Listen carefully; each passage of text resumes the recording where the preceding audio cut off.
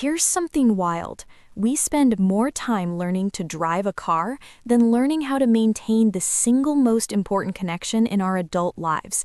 We take tests for driver's licenses, but nobody checks if we're qualified to handle someone's heart. And then we wonder why things fall apart. The problem isn't that relationships are impossible. The problem is we're all walking around with instruction manuals for the wrong machine. We learned about love from songs that promised forever, from movies where problems solve themselves in 90 minutes, and from Instagram couples who only show the highlight reel. Today, I'm giving you the manual nobody ever handed us, not the romantic version, the real one. Chapter 1. The foundation nobody mentions. Before we dive deep, let's destroy the biggest myth right now. Relationships don't make you whole. They're not supposed to fill your emptiness or fix your broken pieces or give your life meaning. That's an impossible job for another human being to do, and when we assign them that role, we set them up to fail before they even start. Think about it like this. Imagine you're a car, and relationship isn't the engine that makes you run. It's the passenger you choose to bring along for the journey. If your car doesn't work before the passenger gets in, it's not going to suddenly start running just because someone's sitting in the seat next to you. Your job is to show up as a functioning vehicle. Their job is to show up as a functioning vehicle. Then you both choose to drive in the same direction. Chapter 2. What we actually sign up for.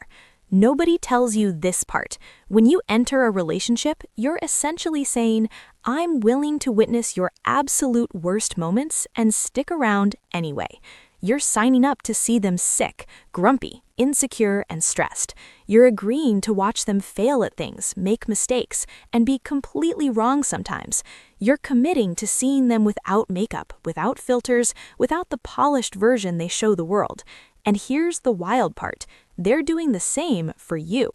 This isn't pessimistic. This is liberation. Because once you accept that relationships mean seeing each other's mess, you stop performing all the time. You stop pretending to be someone you're not. You stop hiding your humanness like it's shameful. The strongest relationships aren't between two perfect people. They're between two people who've seen each other's absolute worst and chose to stay anyway. Chapter 3. The language problem. Most relationship problems are translation issues. She says, you never help around here. What she means, I'm overwhelmed and need more support. He says, I need space. What he means, I'm processing emotions and need time alone to figure them out. We speak in code and expect perfect decryption. Then we get hurt when the message gets lost.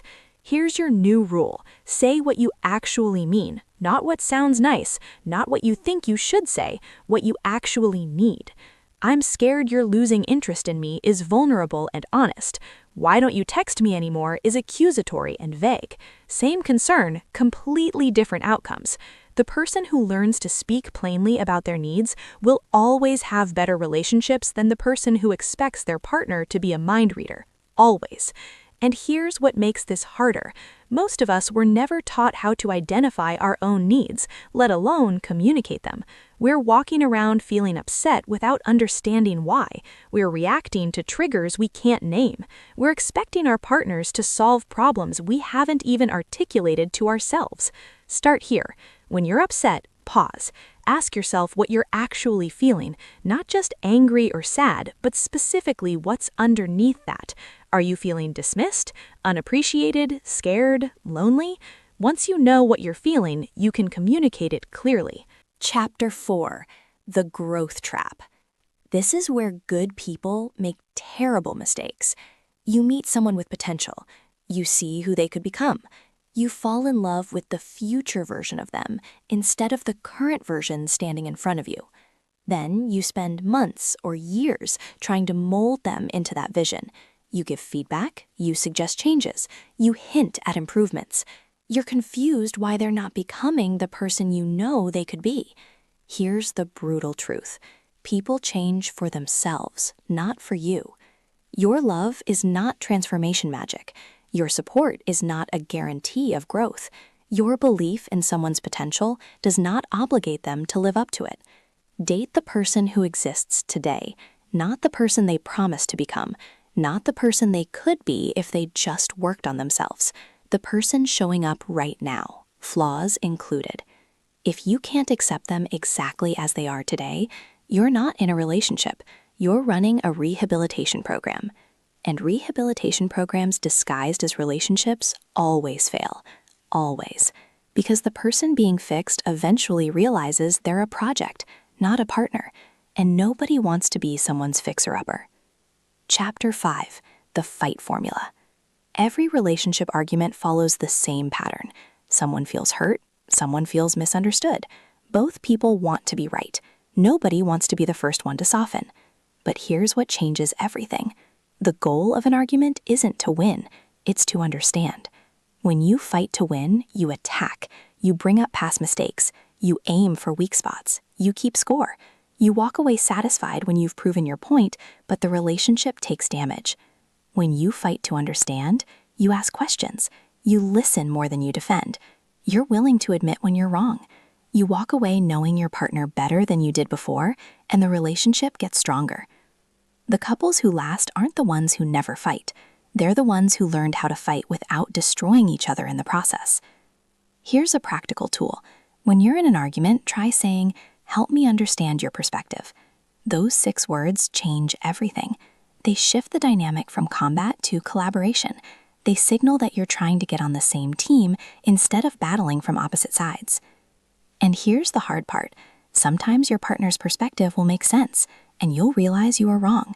Being willing to admit that, to apologize genuinely, to change your behavior, that's what separates mature relationships from toxic ones. Chapter 6. The Effort Economy. Relationships run on effort, and effort is currency. In the beginning, everyone's rich. You text all day, you plan elaborate dates, you remember small details. You try hard to impress each other. Then something shifts. You get comfortable. The effort decreases. You assume they know you love them, so you stop showing it as much. You prioritize other things. You put the relationship on autopilot. This is where things die slowly. Because here's what nobody warns you about. Relationships don't maintain themselves.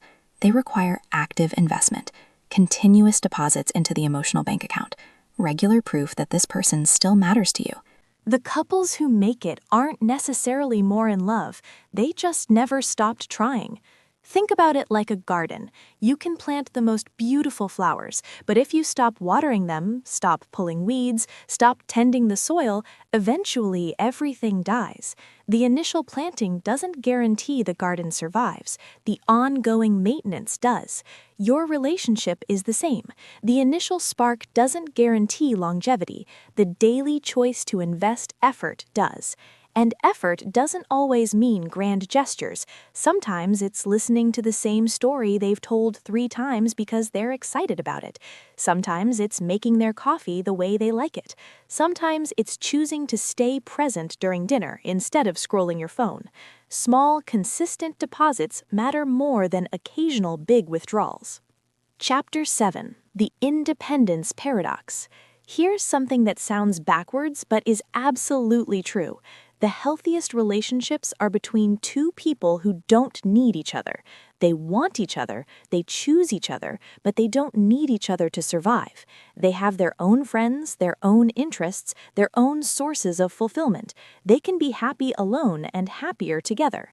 When you need someone, you lose yourself trying to keep them. You compromise who you are. You suppress your truth. You become smaller to make them stay. When you want someone, you remain yourself while building something together. You grow alongside them instead of wrapping yourself around a tree that will die if the tree falls. The strongest partnerships are 2 whole people choosing to walk together, not 2 halves trying to function as one.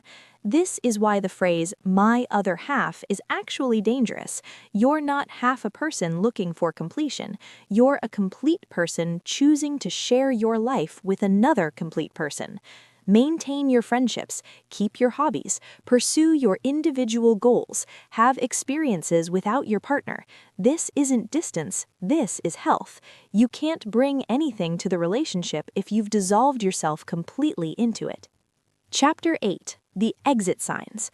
Some relationships aren't meant to survive, and recognizing this isn't failure, it's wisdom. You're not compatible with everyone. You're not meant to force connections that require constant struggle. You're not supposed to stay in something that makes you smaller instead of bigger. Watch for these signs. You're constantly explaining why the relationship is good. You've stopped growing as an individual. You make yourself smaller to avoid conflict. You can't remember the last time you felt genuinely happy together. You're staying because of time invested, not because of present joy. Love isn't enough. It never has been. You also need respect, compatibility, shared values, and mutual effort. Walking away from someone you love but aren't compatible with is one of the most mature decisions you can make. It's choosing reality over fantasy. It's honoring yourself and them enough to admit the truth. And here's what people don't tell you. Sometimes the kindest thing you can do for someone is let them go. Staying in a relationship that isn't working doesn't make you loyal. It makes both of you stuck in something that's preventing you from finding what actually fits. Chapter 9. The Real Work. So what actually makes relationships work? It's not chemistry, though that helps. It's not having everything in common, though shared interests matter. It's not never fighting, though peace is nice. It's showing up consistently even when you don't feel like it. It's choosing kindness when you want to be right. It's apologizing when you're wrong without making excuses. It's maintaining your own identity while building something together. It's communicating clearly instead of expecting mind-reading. It's accepting influence from your partner. It's celebrating their wins like they're your own. It's holding space for their pain without trying to fix it. It's choosing them again and again, even when it would be easier to walk away. This is the work, not grand gestures, not perfect moments, daily choices to prioritize this person and this connection. The truth is, great relationships aren't discovered, they're constructed, brick by brick, conversation by conversation, choice by choice. And when both people show up willing to do that work, when both people choose growth and honesty and commitment, that's when you build something that lasts. Not because it's easy, not because it's perfect, but because two imperfect people decided building something real together was worth the effort. That's the truth about relationships nobody taught you. Now you know. If this changed how you see relationships, drop a comment about which chapter hit you hardest. Your honesty might be exactly what someone else needs to hear today.